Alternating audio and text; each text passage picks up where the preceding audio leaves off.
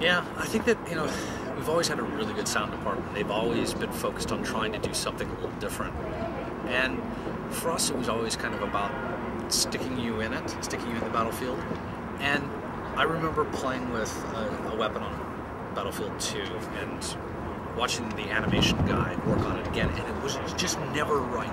He's worked on it again and again and again. No, it's not right. And then one of the sound guys came over and said, well, let me put some sound on it. And he put some sound on it, and it was perfect. And I was like, oh my God. And the animation guy said, I didn't change anything. We just put sound on it. It was perfect. And that's exactly what it's like, though. If you play a game and the sound is just okay, you don't believe nearly as much. And it just puts you into that environment. And so, I mean, people like Stefan Strandberg and the rest of the guys here on the audio team, they just get into, they go around the entire environment and get all sorts of sounds, dogs barking and all the rest of it. And then, things like when you hit that border, it's kind of like, what do you expect? If you were hitting the old East German border when it was up, and you were trying to fight across it, you would hear the klaxons, and the alarms, you would hear the dogs, people would be yelling and screaming and all the rest of it. And it's not near, the graphics are great, but the audio, to me, really just kind of puts you there. And, for that, that's why, they went with this HDR sound, and I think that, they've done a really good job with it. I think they can do a lot more. I mean, obviously we've got some polishing to do with things like when you start to die, it kind of comes back too quickly, it doesn't fade in and out, but, I mean, when you're sitting there and people are shooting at you, the bullets are going around and the explosions and all the rest of it, and you've got that volume cranked up, to me, it feels like a great experience. It feels like, oh my God. So, yeah, I mean, they've done a really, really good job. It's kind of like being a goalkeeper in football. You can't win. You can only lose. It's because they notice when you miss it, but nobody says anything when, And it's, I mean, I think that, it's things like hearing bullets fly by. If you don't see a tracer or anything like that, then it doesn't exist. But if you hear it fly by, even if there's no bullet there, you at least think like, oh my God, somebody's shooting at me. And I think that's, the thing that they're really trying to pull together is really part of the picture. The audio, the biggest thing was to bring the sandbox. I mean, because when you come up to a level design, you're like, okay, so I want the single player experience, but I want it to be this huge open area. And kind of like, okay, and how do we, draw the player, into places that are interesting as opposed to they just kind of go walking off into the forest and never find anything. So the guys have been taking a lot of time trying to figure out good ways to entice people to the right places.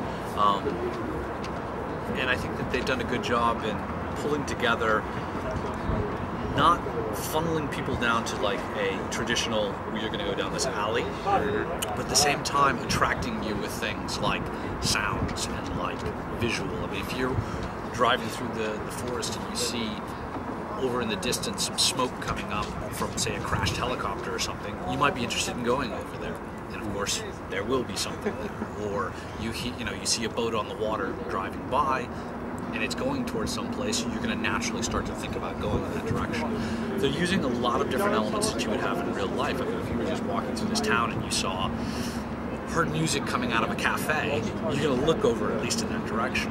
So they're using a lot of things like that to bring people to areas that you want to be attracted to, as opposed to just the straight up kind of like, well, let's hit a button and we'll show you exactly where you need to go to it. But it's definitely a challenge, to make these huge open areas not only fun for people, but also to make sure that the AI and everything that we do, it's good no matter what direction you come in, no matter what you do, whatever weapon you use, you've got something fun to play with. So there's 6 level designers that are working very, very hard to make this happen. Those are just the single player ones. I think that it was a little demonstration. I mean, so you're absolutely right. There's things with AI is just, it's always a difficulty for any game. But for us, it's especially a challenge because, again, if it was a traditional, I walk down the road and I trigger this, then we can just say, great, the guy pops up here with a machine gun and starts firing at you. Tank comes through the wall here and does this. And we can't do that. And we don't want to do that.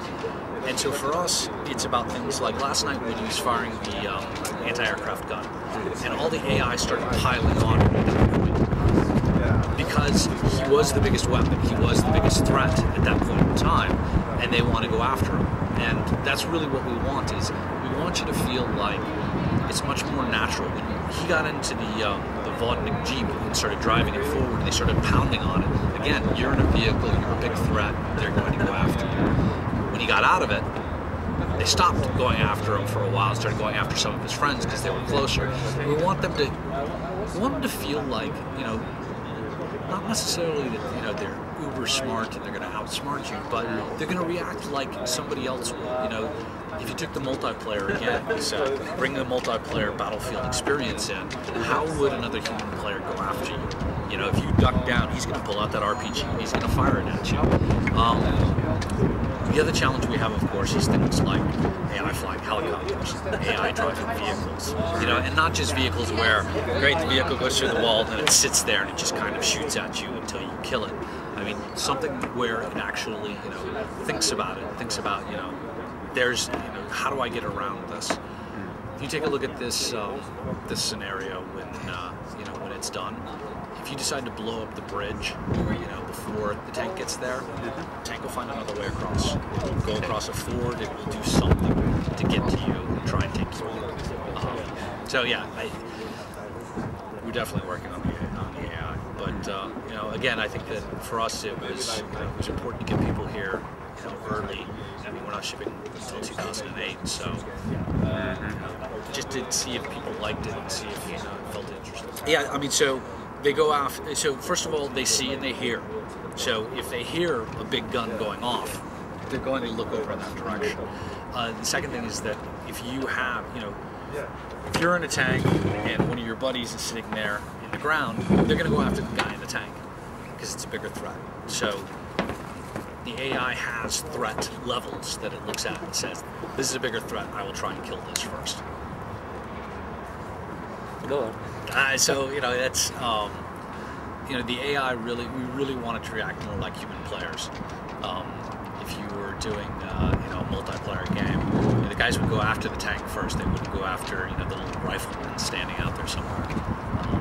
So yeah, I think that, you know, it's a great way to go. Take what you saw last night and imagine, you know, 30 of your favorite friends and enemies running around blowing each other up.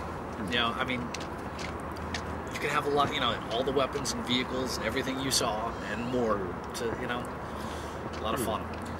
It will be your traditional Battlefield, you know, run all over the place, grab anything you want, and try and, you know, try and battle.